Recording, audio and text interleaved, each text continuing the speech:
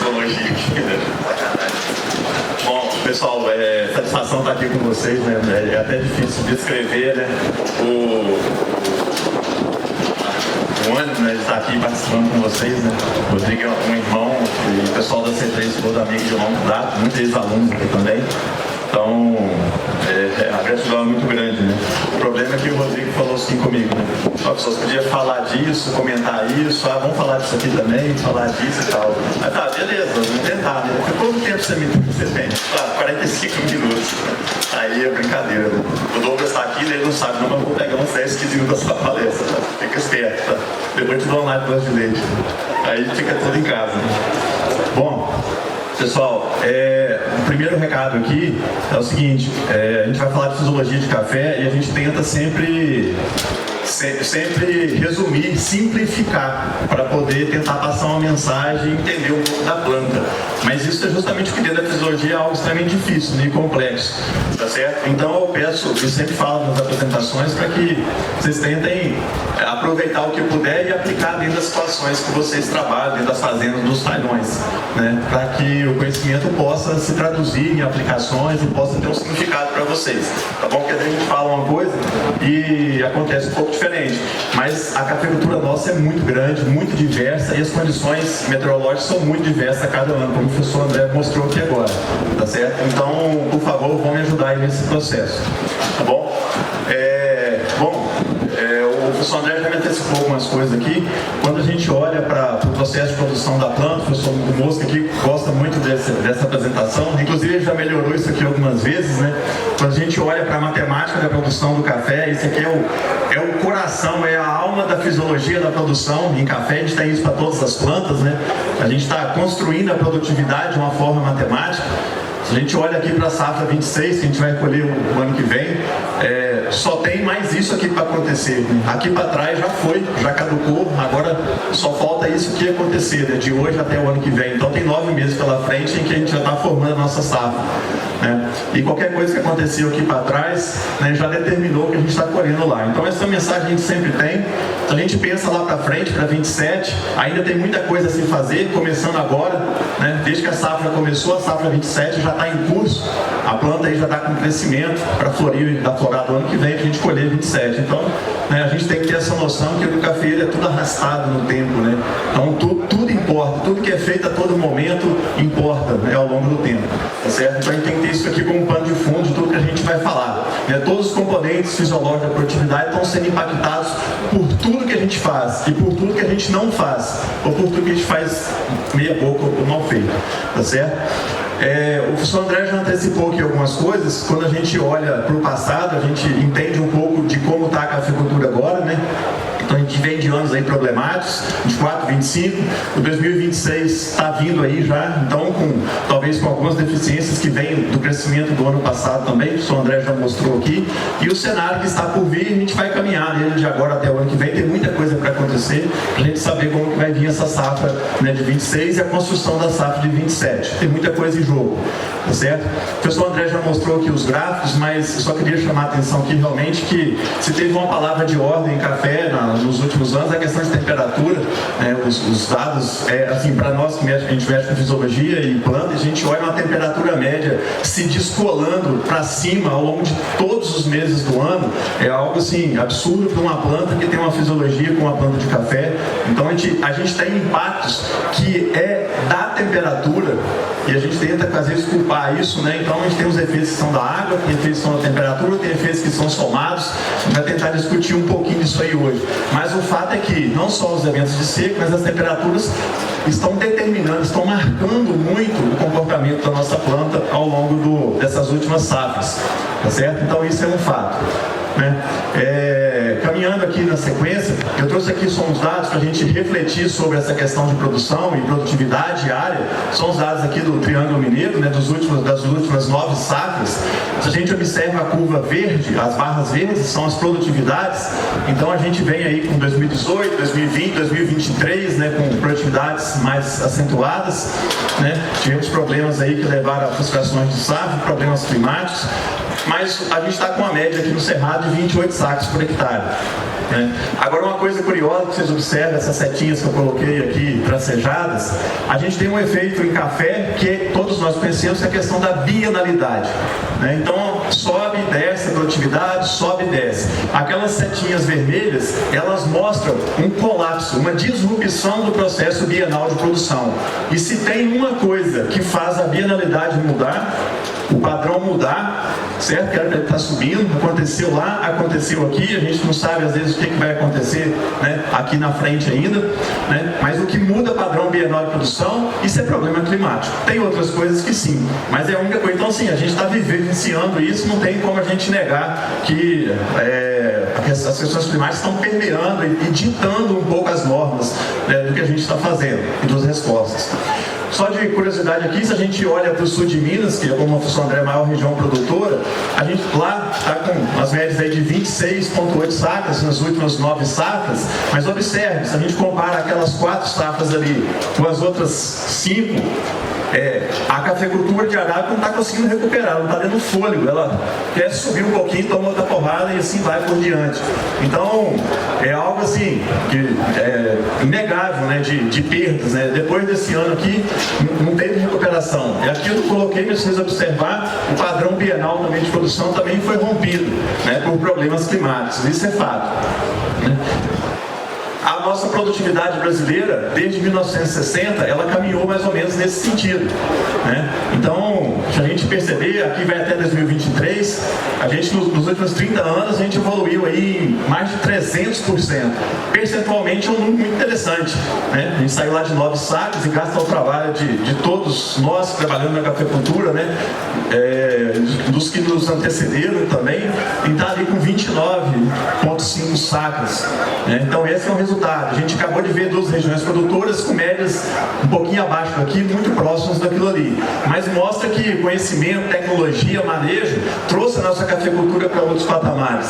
E quando a gente chegou aqui em 2020 para frente, né, vocês começam a observar que os números começam, como se a gente tivesse chegado num platô e está conseguindo descolar isso aqui para subir de novo. Então o clima realmente tem um pé aqui associado. O professor André não gosta que eu falo do Conilon aqui, cadê o André? Está disfarçado de cabelo ali, né? Mas observe as curvas do Robusta, como que são, né? A gente fez uma apresentação lá no Norte esses dias, conversei com ela com uns amigos, né? Depois do problema e do baque que a cafeicultura de Robusta tomou aqui em 2016, 15, 16, observe o que aconteceu com as produtividades do café Robusta nacional. Esse ano a produtividade estourou, né? A safra nossa foi a maior possível. A gente já está falando em passar o Vietnã, coisa que eu aprendi, a gente achou que nunca ia acontecer. Então veja, o que aconteceu nesse período que fez essa cafeicultura do Robusta tá se deslocando para cima das médias nacionais, né? Eu conversei com os colegas lá do Norte, aqui tem muitas coisas envolvidas, mas uma coisa é importante, foi genética, isso é fato. Agora outra coisa, sabe o quê? Armazenamento de água, né? O Estado do Espírito Santo mudou completamente as políticas e o armazenamento de água tem assegurado, né, essas produtividades ao longo dos anos. Então o professor André aqui falou lá no Robusta, é algo extremamente relevante e tem sustentado essas produções. Apesar de que eles também tiveram problemas aqui no 23 e no 24 com certa perda de produção, mas esse ano, né, foi muito diferente. Isso aqui é para mostrar que com o manejo, com água, a gente consegue, às vezes, tamponar os problemas climáticos. Bom, tirando essa breve introdução, a gente entrando um pouco mais na fisiologia agora, eu pus um desenhozinho que o professor Mazafera, se eu dar uma olhada, é coisa bem simples, né? Desenho de criança, de escola, mas os colegas vão falar aqui muito hoje, a gente explora isso muito dentro do curso, né?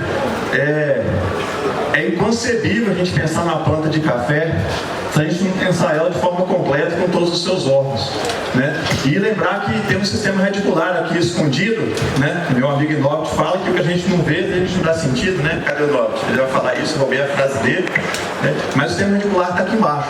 Então a planta é um organismo complexo, né? Não é só a copa que a gente vê. Então a gente não pode desvincular de forma alguma o manejo do que está acontecendo ali embaixo, tá bom? Então essa aqui é uma primeira mensagem que eu deixo para vocês, que vai ser um plano de fundo para os outros colegas que vão falar, tá certo? E a gente vai lembrar que a planta, a gente coloca num lugar ali, ela fica até a gente arrancar a planta de café. E ela vai interagir com o ambiente externo. né? A copa vai interagir com os ambientes, com os fatores do ambiente, da atmosfera, e a raiz vai interagir com tudo lá embaixo. Perfeito? Então é óbvio que esse entorno da planta, ele tem que ser condicionado da melhor forma possível para a planta expressar o processo de produção dela, né? E muitos desses fatores, às vezes não está na nossa mão controlar. E o grande fator que escapa muita gente é a questão da temperatura. Então o professor André às vezes falou aqui, às vezes a gente é incompetente, o Rodrigo mostrou uma foto, a gente é incompetente, não consegue entregar uma planta, mas tem muita coisa que vai um pouco além da nossa capacidade de controlar. A gente precisa saber entender isso e como minimizar, tá certo? Mas não é às vezes bater de frente. Bom, então a planta de café ela vai extrair do ambiente, né? Então extrai o CO2 do ambiente, usa a luz que está no ambiente, tá certo? A planta produz oxigênio, ela consome o oxigênio, tá certo? O sistema radicular, né, absorve os nutrientes, absorve a água, perfeito? Usa o oxigênio, que precisa estar aqui embaixo, né? A água, ela controla a abertura estomática, que controla o acesso do CO2 dentro da folha. A água entra também pela raiz e hidrata a planta, perfeito? Então isso é um pouquinho do que a gente vai comentar como pano de fundo aqui, né? Outra coisa que eu quero plantar uma ideia interessante com vocês é o seguinte: quando a gente pensa em temperatura do ar e obviamente da folha e a umidade relativa do ar, a gente tem que entender que esses fatores eles são condicionantes para a planta acessar, adquirir os outros recursos. A planta não usa a temperatura condiciona ela a capturar os outros recursos do ambiente. Então ela determina a que taxa ou como acontecem os outros processos. E a umidade relativa, muito fortemente, inclusive principalmente o café arábica, determina muito fortemente o acesso do café aos recursos, particularmente ao CO2. Então são dois fatores que estão controlando a planta e eles às vezes são meio abstratos para a gente. E a gente precisa ter essa noção para não achar que a gente está fazendo as coisas certas e o resultado não está sendo aquele que a gente entrega, tá certo? Então a gente vai falar um pouquinho disso aqui hoje. Coloquei aqui um videozinho para vocês, o vídeo é grande, mas eu vou deixar ele correr só um pouquinho dele, porque eu só me deram 45 minutos aqui, né? Só para ajudar aí na apresentação para todo mundo, né? A gente está falando do processo aí de absorção de água pelas raízes e nutrientes, que o professor Douglas vai explorar, né? E esse processo de ascensão, né, de elevação aí da seiva, da água, em direção ao órgão que mais transpira, que é aqui a folha.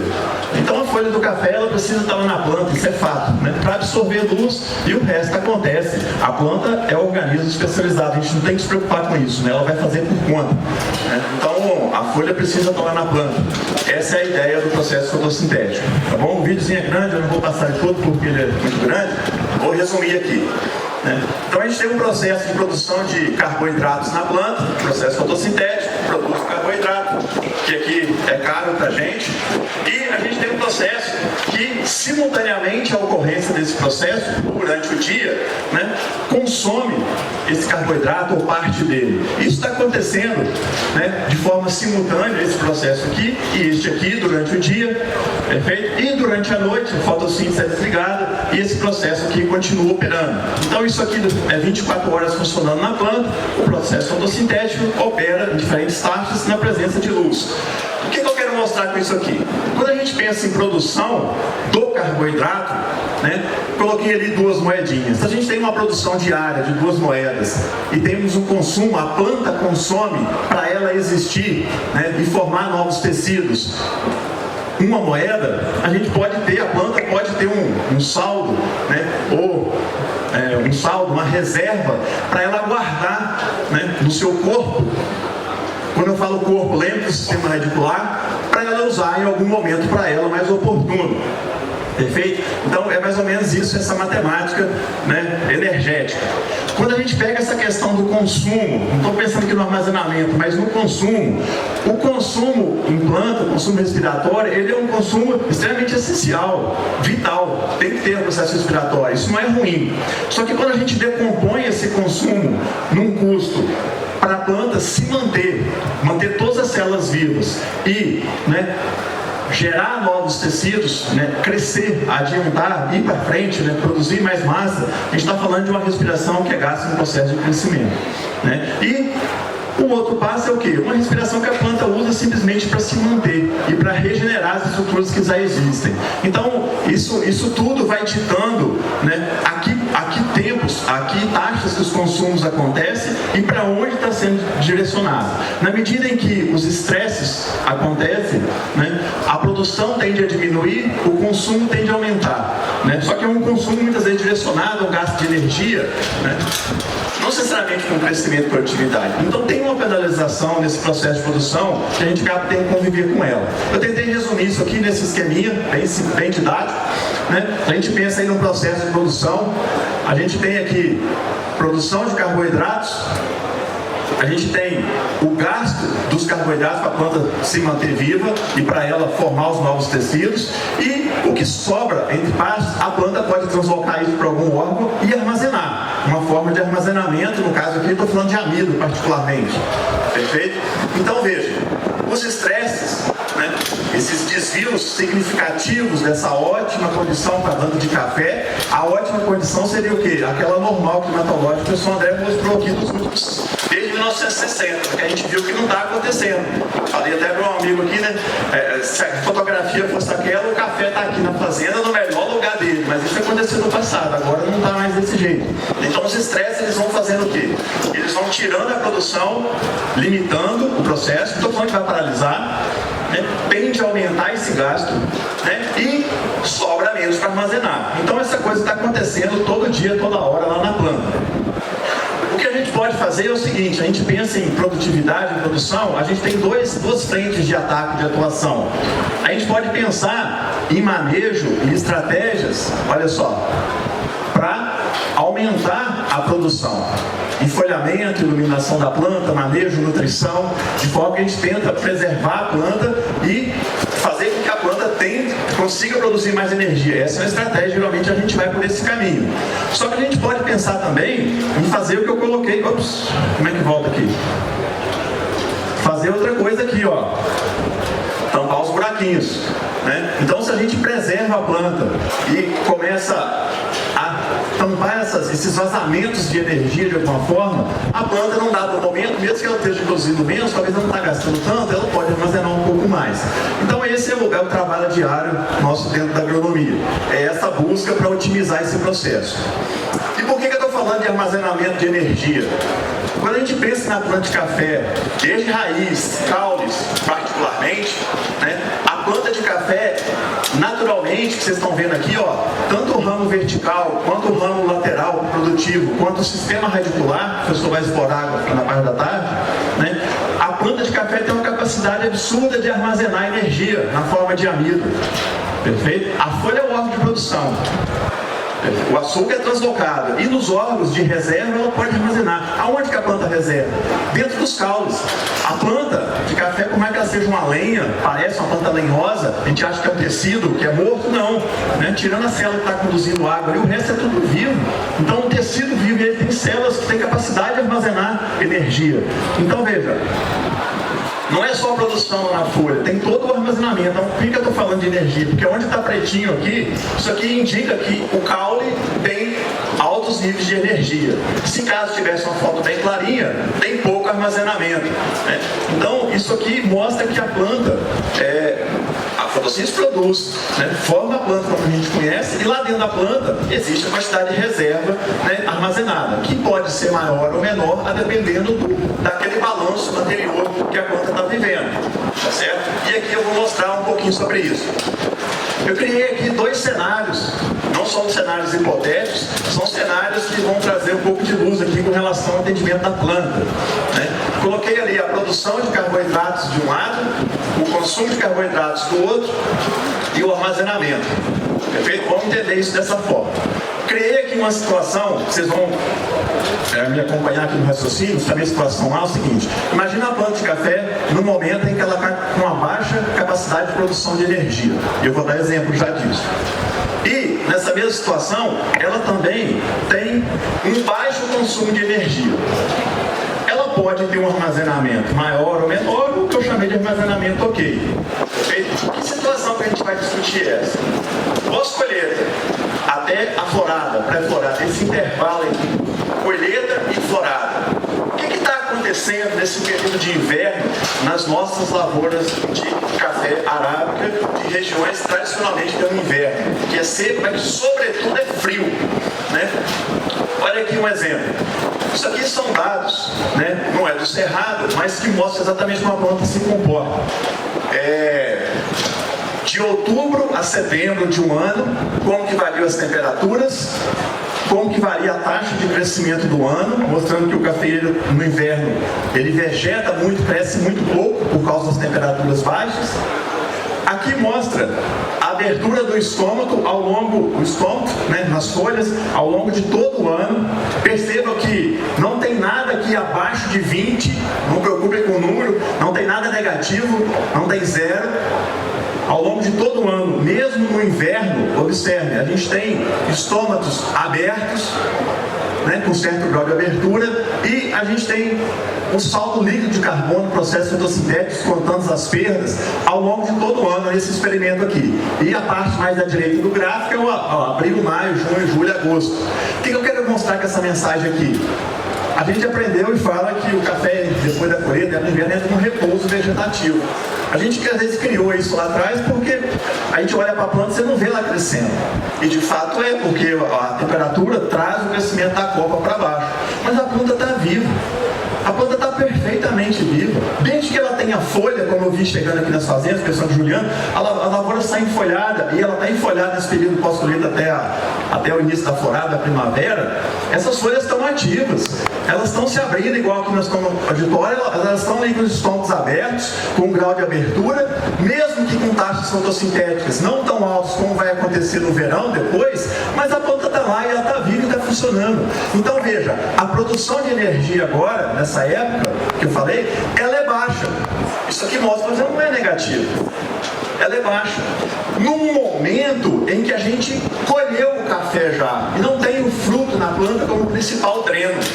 Então veja, se a planta não está vegetando a olhos nus, olhos vistos, a planta não está crescendo na copa, mas ela está fotossintetizando com saldo positivo, aonde que está essa energia? Para onde que foi? A folha está produzindo, ela está translocando. E essa planta, enquanto a gente está falando aqui, ela está armazenando. Ela vai armazenar desde a colheita do café, ela vai armazenar e vai o quê? Abastecer o seu corpo em carboidratos. Num período em que a vegetação não tem tanta demanda na copa, mas o sistema radicular está lá dentro do solo numa condição muito melhor do que está a copa. E daí o professor vai colocar ali algo interessante para vocês que vai conectar um pouco com isso. Esse período da pós-colheita até a florada é um momento importante para a planta de reabastecimento energético. E, obviamente, de poder direcionar carboidratos para um órgão vital para a planta, que é o sistema radicular, por exemplo. Então essa é uma mensagem de que de baixa produção de carboidratos, mas o consumo também é baixo. Então é um momento de armazenamento. A gente não tem como negar isso aí. Perfeito? Então nossas plantas estão vivas. Nesse sentido, a gente não vai entrar em detalhes, mas quis colocar isso aqui até prestigiar meu amigo Odair, que está aqui no auditório, um trabalho que a gente fez lá na fazenda e que a gente tenta trazer a ideia de a gente tentar antecipar as colheitas ou não deixar para colher o café tarde. Né? O benefício fisiológico que a gente faz para a planta para a safra seguinte é fantástico. Né? Simplesmente para a gente mudar a relação fonte-dreno e reparticionar os carboidratos para a planta se recuperar. E quando eu falo de carboidrato, tem toda a questão nutricional, né, que não é o meu foco aqui, né, que eu só vou explorar isso depois, mas junto com isso a planta vai se reabastecendo em energia na parte de nutrientes também. Né? Então, toda vez que a gente tende a colher o café mais cedo, nos outros anos, a gente tende a voltar com safras um pouco maiores. E tem a ver com esse balanço de energia um pouco mais positivo. Essa é uma primeira mensagem. Quando a gente vai aqui para um outro caminho, eu trouxe... Dá licença.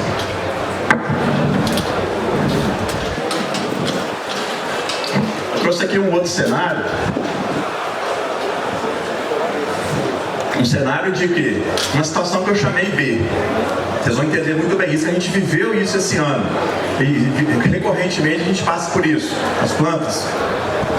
Um cenário B é um cenário de baixa produção. Não é produção da planta não, é produtividade. Estou falando de baixa produção de energia.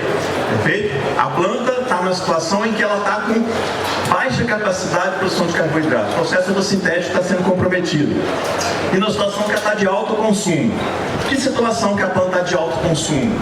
Granação. Perfeito? granação, a depender da época da florada, nós estamos falando de janeiro para frente. Janeiro, fevereiro, março, por aí. Então nós estamos falando de granação. Alto consumo é sinônimo também de quê? Carga alta, porque eu posso estar com carga baixa na planta. Mas granação associada a carga alta, associada a estresse, por causa de um veranico, é o que a gente viveu esse ano de fevereiro até março. Isso gera um colapso energético na planta que vai, sinceramente, além das nossas capacidades agronômicas de suplantar isso daí. A gente tem que entender até onde a gente consegue ir, perfeito? E o que a água nos ajuda nesse processo. Então, numa situação dessa, vocês percebam, a produção vai diminuindo, o consumo aumentando e a demanda é muito grande na planta, ela vai gastar o dinheiro no banco, ela vai gastar as reservas dela, ela vai limpar o seu corpo para sustentar o processo de frutificação e, obviamente, penalizando o crescimento, quanto mais fruto tiver na planta. Essa é uma situação muito cara, aconteceu esse ano e que levou os problemas de quê? De frustração de safra. Então, veja, nesse ponto aqui da apresentação, eu quero trazer a ideia, um dos dois fatores que eu vou falar aqui hoje, que a temperatura afeta o processo produtivo, né? Nesse primeiro momento, eu estou mostrando aqui, observe aqui esse gráfico da esquerda, né? Vou ficar de cá para mais fácil de eu contar. Esqueçam luz, esqueçam CO2, esqueçam os outros fatores. Água, vamos pensar na temperatura. Observe só essa curva mais escura aqui, a curva de baixo. As outras têm um comportamento parecido, não convém aqui destacar.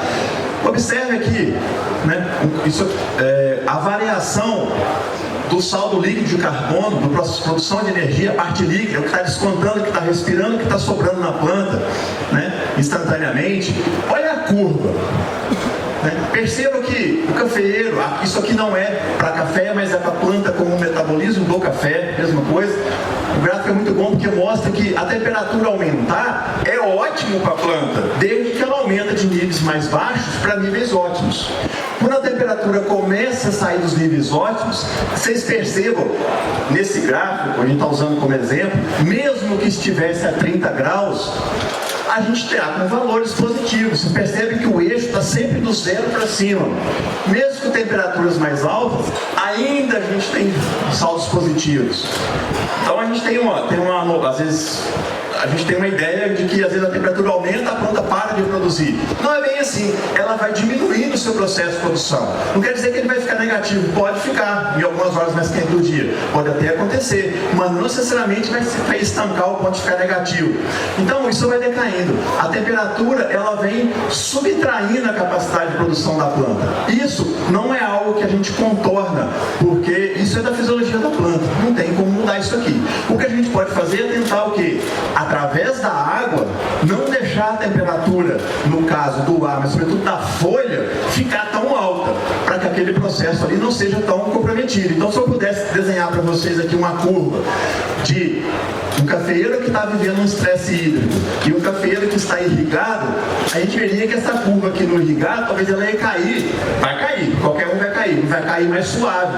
Então a gente vai preservando a capacidade fotossintética ou o saldo líquido do carbono, de que a gente sustenta temperaturas foliares mais baixas. E aí que a gente vai entrar em irrigação e que lá no final da palestra eu vou fechar com isso aí.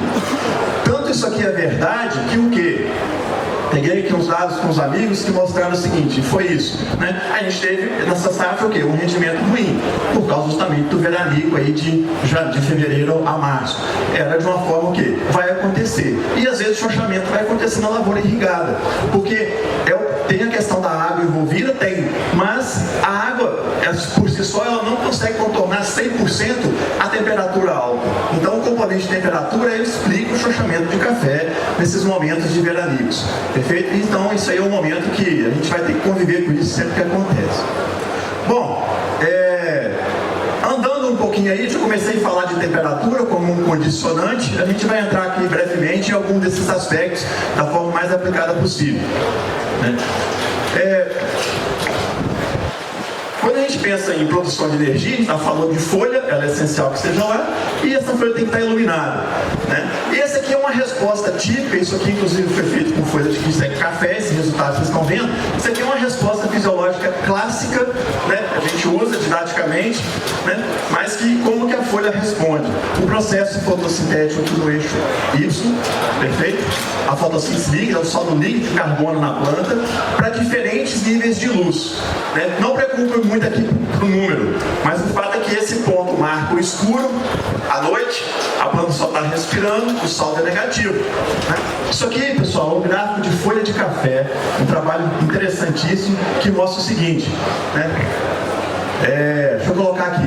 Se a gente pega uma folha de café e acontece naturalmente toda vez que o sol nasce, a transição do escuro para a luz, ou de um nível muito baixinho, uma penumbra de luz, de escuro, um pouquinho fraca luz para a luz plena. Na medida que a luz chega na folha de café, olha o que ela faz. Ela induz a abertura estomática. Perfeito? Induz a abertura do estômago, mas não é instantâneo. É um processo que leva de 30 a 40 minutos para o estômago chegar à abertura plena. O estômago o mais aberto possível, com a maior capacidade de trocar gases. Perfeito? Entrar CO2 e sair água. Na medida que a luz entra na planta, ao longo do tempo o estômago vai se respondendo, mas demora 30 a 40 minutos. Com a abertura do estômago, a gente tem, obviamente, um aumento do processo fotossintético. Então, a luz determina a abertura, o estômago se abre e o processo fotossintético vai operando de forma plena. Olha aí na sequência o que acontece. Está vendo aquele vazio aqui nesse gráfico? A luz foi desligada, ou ela foi trazida para níveis muito basais. Olha o que aconteceu. Ali não tem dados, porque o autor não mediu. Mas eu liguei para ele, que é um amigo, e perguntei o seguinte: qual que seria aquele intervalo da penumbra se a gente pega a planta que está na luz e traz ela para o escuro, ou para um nível muito baixo de luz? O que aconteceria naquele gráfico ali, naquele meio do caminho? Porque depois ele deixou desligada a luz, ligou a luz, voltou para esses pontos. E ali no meio, aí eu desenhei os rascunhos, mostrei para ele, o autor disse: não, é isso aí, né? Seria mais ou menos isso aqui. Veja, depois que desliga a luz na planta, observe, o estômago ele não se fecha da noite para o dia, né? Ou do dia para a noite, né? Ele vai fazendo o quê? Ele vai caindo devagar. A luz sai de cena, o estômago não fecha imediatamente, o estômago vai fechando devagar, ele vai fechando devagar. Não preocupe aqui com as duas curvas, tá? Ele cai devagar. Mas olha o que acontece ali em cima. Seria mais ou menos aquilo ali. A luz saiu da jogada, a fotossíntese ela desce como se fosse descendo reto, porque acaba o processo de absorção de luz, ou ele cai para níveis muito baixos, né? E a planta, por mais que o estômago esteja aberto, a fotossíntese cai absurdamente. E nesse momento aqui ela está perdendo água, né? E não está fotossintetizando, uma baixíssima eficiência de uso de água. Perfeito? Depois liga a luz, o estômago já está aberto, ele continua e a fotossíntese retoma para níveis lá em cima. Então veja, luz é algo extremamente relevante, importante que a gente faça a captação dela para o processo fotossintético. Isso é fato. E a planta de café se comporta desse jeito, né? Se a gente pegar uma planta que está sob luz e desligar a luz, vamos supor que entrasse um eclipse, ela ia demorar 40, 50 minutos para o estômago se fechar. A resposta é lenta, né? E aí tem esse videozinho aqui que o Mosca gosta muito, que retrata muito bem isso. Obviamente não é café, né? Mas é um ensaiozinho muito simples que mostra esse papel da luz para a nossa atividade. Isso aí, pessoal, é uma planta aquática que a gente tem em casa, colocada num tubo de ensaio, sob iluminação. Na presença de luz, a gente tem um desprendimento de bolhas. Isso aqui é oxigênio, liberado no processo fotossintético, né? Então, enquanto tem luz, a fotossíntese está operando. Perfeito? Na medida que a gente desligar essa fonte de luz, perceba o que vai acontecer aqui com a evolução fotossintética do oxigênio. Ó, a luz foi desligada. Vocês estão vendo? Nesse exemplo aqui, caiu de forma instantânea. Então, é muito rápido o processo. A luz é muito cara para nós com esse processo de produção, né? E a hora que a gente vai lá e liga a luz de novo, olha só. A planta retoma o processo, tá bom? Então a ideia é o quê? Captar essa luz para a gente ter resultado em produtividade. O fato é que, voltando à conversa anterior, aquela é a curva do café, mostrando que o cafeeiro tem as suas folhas saturadas com níveis muito baixos de luz em relação ao que chega. Se a gente pegar uma planta de braquiária ou qualquer outra planta com a mesma fisiologia, né, observe aqui. Não preocupe com o eixo Y, vamos olhar aqui o X.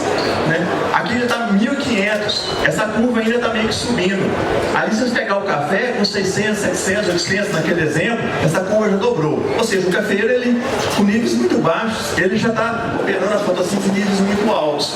E na medida que ele continua absorvendo luz, o que vai acontecer?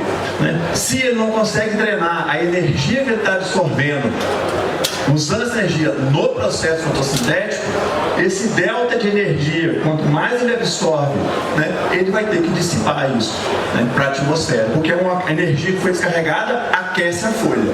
Ele tem que se virar com essa batata quente. E uma das formas de dissipar isso é transpirando. E aí que vai entrar a questão da irrigação nesse processo. Ok? O resultado desse excesso de luz é o processo de escaldadura, perfeito? É inegável isso daqui, tá bom? A escaldadura está aí, fotos do amigo Mosca, né? Isso aqui é um excesso de luz associado à questão de calor. E obviamente tem outros componentes. Trouxe uma outra foto aqui de lavoura, você olha ela de um lado de um jeito, olha do outro do outro jeito, mas isso é luz, sobretudo a plantas expostas ao sol da tarde. Então, plantas com alta carga, questão nutricional ruim, magnésio, déficit hídrico, né? Plantas sujeitas a estresse, faces expostas ao sol da tarde, né? A gente estava falando lá no norte, os problemas de escaldadura que tem lá. Isso aqui é um problema de excesso de luz de forma essencial. Os outros fatores vêm complicando isso aí. Aí daí a gente aprendeu a fazer o quê? A gente tenta alinhar o café de uma forma melhor sempre que possível, para tentar otimizar a captação de luz e evitar ou diminuir esses processos. O pessoal lá, ó, a gente pode aplicar primatas mudas, lá no Conilon faz sombra, planta debaixo de uma mão. Tudo são estratégias para lidar com o quê? Com o excesso de luz, que ele passa a ser um estresse. Então, se a gente olha para essa questão do excesso de luz, de radiação que chega, a gente não vai entrar em detalhes aqui, não tem tempo, mas qualquer coisa que a gente possa fazer, como no exemplo ali, colocar uma planta debaixo de outra que seja, ou qualquer coisa que a gente diminui a quantidade de energia que chega na planta, a partir de um máximo que seria ruim para a planta, a gente está reduzindo a questão de estresse, aumentando o potencial de produção e aumentando o saldo líquido de carbono na planta. Isso é fato, perfeito? Fisiologicamente explicado. Se a gente pega essa questão da escaldadura que gera clorose em planta e a gente olha aqui para outras situações, eu coloquei aqui que não é só a escaldadura que leva aquele desbotamento da folha, né? A gente tem outras situações que levam a essa perda dessa coloração da planta. E isso tudo está associado com o processo de captura de luz e de produção de energia. Eu coloquei aqui uma ilustração para vocês, quando a gente pega uma folha dessa e a gente extrai os pigmentos fotossintéticos que tem aqui, solubiliza e quantifica, se vocês observarem aqui aqueles números, eles indicam o seguinte: quanto maiores, quer dizer que tem muito mais pigmentos, quanto menores, menos pigmentos. E a gente quantifica, isso aqui é batata, a gente pode fazer qualquer coisa, a gente vai chegar, né? Folhas plenamente verdes, olha os níveis de clorofilas totais que tem numa folha, por metro quadrado. Olha aqui numa folha que está com uma certa clorose qualquer. Então, qualquer desbotamento da folha em relação à cor típica, a gente tem menos do pigmento ou dos pigmentos que estão ali captando a luz essencial para o processo. E aí a gente tenta trabalhar a questão nutricional para que isso aqui não chegue nesse ponto, né? O que é a ideia? Aqui tem um gráfico sendo construído em tempo real, isso aqui é um espectro de absorção de luz, que o final dele é este aqui. A planta absorve no vermelho, reflete o verde, absorve o azul. A gente vê a planta verde pela reflexão da luz verde, perfeito? É uma luz de baixa contribuição no processo fotossintético, né? Então o verde da planta ele é muito caro para a gente, porque ele dá sinal de alguma coisa na planta, né? Tanto é que a gente tem instrumentos como os clorofilômetros, os SPADs da vida, que mostram que na medida que aumenta o índice, né, indica que tem mais pigmentos na planta. A gente tem como medir isso sem destruir a planta, simplesmente monitorando, né, com esses aparelhos. Por que eu estou falando isso? Porque Os níveis dos pigmentos determinam a absorção de luz e determina a fotossíntese. Os níveis de pigmentos têm uma associação muito forte com o nitrogênio, que ele está imobilizado, entre outras substâncias, mas muito nos pigmentos. Perfeito? Magnésio, nitrogênio. E o nível desses nutrientes tem uma correlação, não é direta, mas quase, com fotossíntese. Então, está tudo junto e misturado e amarrado às respostas de crescimento, né? E quando a gente vai juntando esse processo de luz, pigmentos, né, e temperatura, a gente vai caindo aqui no algo que a gente já comentou lá atrás, e para finalizar aqui, nos últimos slides, nesse processo que a planta faz, né, com essas trocas gasosas. Então a gente observa o seguinte, esse processo de trocar gases está acontecendo a todo momento na planta. Então, a folha está lá importante, está iluminada é importante, a temperatura adequada vai ser relevante, vocês vão ver aqui por quê. A planta está com o estômago aberto e ela está trocando gases. O CO2 entra, a água sai. A todo momento está acontecendo durante o dia. Bom, olha só que coisa, como que as coisas funcionam. Olha esse gráfico aqui, pessoal, um gráfico bem recente, né, de um amigo aqui, professor, né, mostrando fotossíntese líquida e abertura do estômago. Então veja, se o estômago se abre mais, a fotossíntese aumenta, a relação linear. Se o estômago se fecha, vai se fechando, não é fechado aberto, não é uma fechadura, nós estamos falando de maior abertura ou menor, né? Então se diminui. Então, manter estômagos abertos é sinal de produtividade, desde que a gente tenha água sustentando essa abertura estomática, porque senão essa planta vai secar, murchar, depauperar, amadurecer e perder folha, que é o que acontece na lavoura de sequeira. Perfeito? Olha outra coisa interessante, que aqui é uma coisa que pouca gente fala, e aqui dá a entender como o cerrado entra muito forte nisso aqui. Esse gráfico é fotossíntese em função de abertura estomática. Agora aqui é diferente. Olha a abertura estomática em função do déficit de pressão de vapor. Entendam isso como a umidade relativa do ar. Quanto mais baixa a umidade relativa do ar, menor é a abertura estomática, mesmo tendo água lá embaixo, porque a planta de café arábica responde muito fortemente, ela trabalha acoplada à atmosfera, acoplada à umidade relativa. Então a atmosfera seca traz a condutância do estômago para baixo. Se traz a condutância para baixo, traz a fotossíntese para baixo. Então, a atmosfera seca, para nós, é ruim, porque a planta responde com fechamento estomático. Isso limita a entrada de CO2, tá bom? E esse gráfico aqui, isso aqui é mais severo ainda, sabe como? Quando a temperatura da folha está maior que a temperatura do ar. É mais significativo ainda, porque a folha se aquece ao ponto e evapora tanta água e o gradiente para perder água na folha aumenta absurdamente. Então, quanto mais quente está a folha, mais potencial fica o processo de transpiração. Isso leva à desidratação da planta. Levaria. A planta faz o quê? Ela vai controlar a abertura estomática na medida que isso começa a ficar muito severo. Então, é algo que a gente não tem o que fazer. Vai acontecer de todo jeito, né? O que a gente pode contornar nesse processo? Estou acabando aqui, tá, moço? A gente vai lidar com o quê? Veja bem. Olha que gráfico interessante. A temperatura do ar aumenta, a umidade relativa cai, né? Isso é natural, porque quanto mais quente está o ar, mais água cabe nele, no mesmo volume de ar. Então veja, aumentou a temperatura, o ar vai ficando carente em água, ele desidrata a superfície. O que ele desidrata? A folha. Como o estômago está aberto, essa água sai dentro da folha. Essa planta vai perder água. O que é a resposta da planta frente a essa queda da umidade relativa por causa do aumento da temperatura? É fechamento estomático, para ela controlar a perda de água. Então veja, a temperatura ela entra nesse ponto aqui, jogando contra, porque não é só o problema lá na maquinaria fotossintética que leva a menor produção de sólido líquido de carbono. A temperatura alta, ela é ruim porque ela limita a abertura estomática, né? Porque ela faz a demanda evaporativa aumentar demais com a queda da umidade relativa, né? E isso joga contra o processo. Se nós tivéssemos plantas de café submetidas a irradiâncias, luz moderada, com umidade relativa boa, nosso cafezal jamais sucumbiria a uma temperatura de 35 graus. O que mata a temperatura alta, que ela é ruim para a planta, porque ela vem associada com a atmosfera seca. Se fosse a atmosfera mais úmida, perfeito. O cafeeiro, nós temos trabalhos para mostrar isso, a gente não quer entrar tanto hoje aqui, mas o cafeeiro responde absurdamente com temperaturas, caiam vocês da cadeira, até 38 graus, de boa, se a luz não for intensa demais e se a umidade estiver controlada, tá certo? O que mata é a umidade relativa cair com o aumento da temperatura. Perfeito? Para lidar com isso aqui, bom, último slide, para fechar. O que é o papel da transpiração, então? A questão da abertura do estômago e transpirar é bom para a planta, não só porque carrega toda a água e nutrientes, o professor Hugo vai entrar falando agora, para a copa, né? Mas perder a água na forma de vapor é a principal forma da planta liberar o calor que ela está absorvendo.